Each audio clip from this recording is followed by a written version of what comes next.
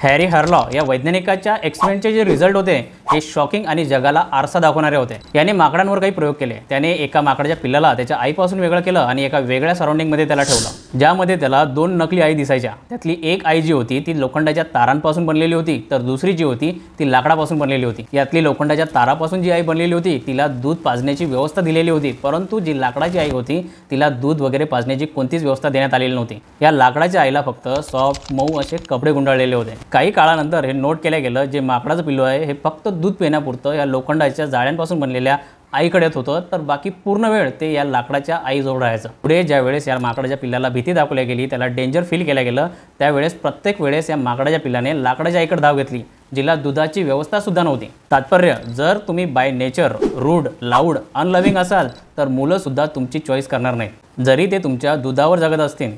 बाकी रिलेशनशिप आणि सोसायटी तर दूरच मग, कारण प्रत्येकाला सॉफ्ट इमोशनल आणि फिजिकल सपोर्ट हवा असतो आणि हेच सत्य आहे।